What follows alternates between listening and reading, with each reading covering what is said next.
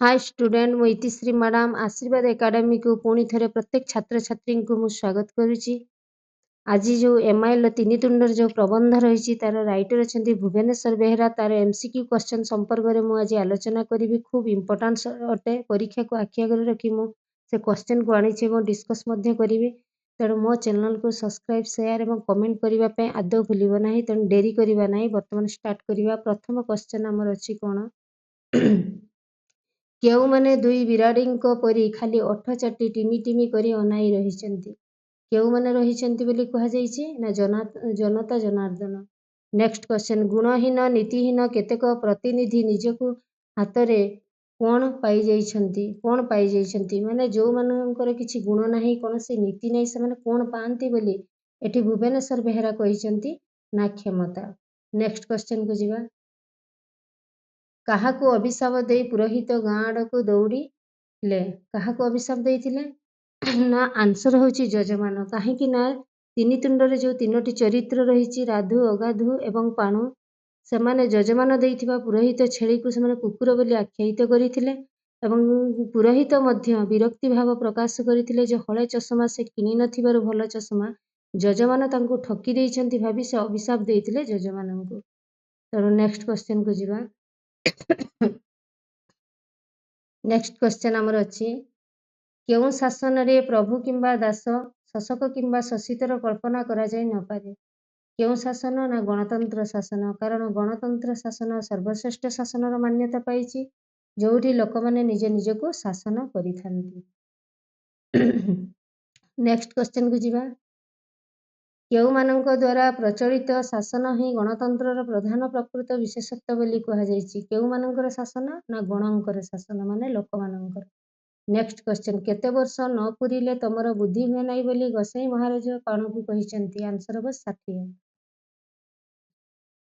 Next question चारि हाथ ठेंगा धरिथिबा विराटकाय पुरुषटिए किए आंसर हो राधु अगाधु अगाधु। काहाकु देखी पुरोहितंक छाती रे पवन अटकी गला काहाकु देखी ना एठी आंसर हो राधु को देखी। नेक्स्ट क्वेश्चन को जिबा आलोच्य प्रबंधटी तीन तुंड प्रबंध रे प्राबंधिक भुवनेश्वर बेहेरा केउ पुस्तक रु आसी ना आंसर हो सुना परीक्षा। आम समाज रे समष्टिगत प्रगति केउ परी कपल कल्पित केउ परी ना आंसर हो आकाश कइया परी। नेक्स्ट क्वेश्चन को जिबा आम देश रे केउ प्रकार गणतांत्रिक व्यवस्था प्रचलित ना आंसर हो परोक्ष गणतंत्र।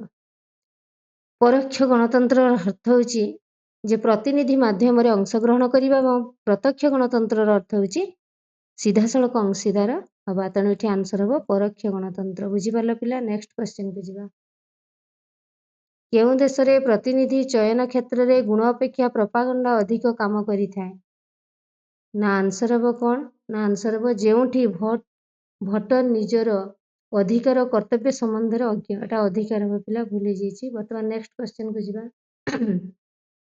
पुरोहित रास्ता रे भेटिथिबा लोक किए पुरोहित तीन जन को भेटिथिले समस्त हो। नेक्स्ट क्वेश्चन को जिबा ब्राह्मण गोसाई को छेलीटिए किए दान देइथिले ना यजमान देइथिले। नेक्स्ट क्वेश्चन को जिबा वर्तमान राजनैतिक पट्ट परिवर्तन करुथिबा लोक प्रतिनिधि मानक कार्यकलाप को प्राबंधिक कहार आख्या देइछंती कहार ना बाउंस राणी खेल। नेक्स्ट क्वेश्चन गणतंत्र शासन सफलता काहा उपरे निर्भर करे काहा उपरे निर्भर करे ना सबु गुड़िक हम। अग्नाग्नि बनस्थ रेखांकित शब्दर अर्थ कौन तार अर्थ होची घंच। नेक्स्ट क्वेश्चन की जिबा पठित गद्यांश रे लेखक मुख्यतः केउ विषय उपस्थापन करिसेंती केउ विषय उपस्थापन करिसेंती आंसर हो प्रोपागंडा सत्य को मिथ्या रे परिणत करे। नेक्स्ट क्वेश्चन की जिबा भारत रे कोन लंका रे हरि शब्द परी बोली कहा जाइछि कोन हरि शब्द परी ना सामाजिक न्याय। भल मंद चिन्हिबार योग्यता जोठी नाही सेठारे मुख्यतः कहार विजय होइଥାଏ जो माने भल मंद विचार करि पारंती नाही एवं भल प्रतिनिधि टी चयन करि पारंती नाही ସେଠି କାହାର ରାଜୁତି ଚାଲେ ନା ଆନ୍ସର ହେବ ପ୍ରୋପାଗାଣ୍ଡା। ନେକ୍ସଟ କ୍ୱେଶ୍ଚନକୁ ଯିବା। ପ୍ରୋପାଗାଣ୍ଡାର ପ୍ରଭାବ ଦର୍ଶାଇବା ପାଇଁ କେଉଁ ଗଳ୍ପର ଅବତାରଣ କରାଯାଇଛି? ଆନ୍ସର ହେବ ତିନି ତୁଣ୍ଡରେ ଛେଳି କୁକୁର। ନେକ୍ସଟ କ୍ୱେଶ୍ଚନକୁ ଯିବା। ନିମ୍ନୋକ୍ତ କେଉଁ ଶାସନଟି ଶ୍ରେଷ୍ଠ? କେଉଁ ଶାସନ ନା ଗଣତନ୍ତ୍ର ଶାସନ, କାରଣ ଏହା ଏକ ସର୍ବଶ୍ରେଷ୍ଠ ଶାସନର ମାନ୍ୟତା ପାଇଛି। ମେଣ୍ଢାଶାଳ ଭିତରେ ଏଟା ଗଧିଆ ହେବ କେଉଁ ପୋଷାକରେ ରହେ? ଆନ୍ସର ହେବ ମେଣ୍ଢା ପୋଷାକରେ। ଗୋସାଇଁଙ୍କ ଆଗରେ ହଠାତ୍ ଆବିର୍ଭାବ ହୋଇଥିବା ବିରାଟକାୟ ପୁରୁଷଟିଏ କିଏ ଥିଲା? ବିରାଟକାୟ ପୁରୁଷ କିଏ ଥିଲା? ଆନ୍ସର ହେବ ରାଧୁ। ଆଜି ପିଲା ଏତିକି। ତେଣୁ ନେକ୍ସଟ ପୁଣି ମୁଁ ତୁମ ପାଇଁ କିଛି ନୂଆ ନେଇକି 2 ମାର୍କିଆ 3 ମାର୍କିଆ ଏବଂ ଲଙ୍ଗ କ୍ୱେଶ୍ଚନ ମଧ୍ୟ ମୁଁ ଡିସ୍କସ୍ କରିବି। ତେଣୁ ରହିଲି, ନମସ୍କାର।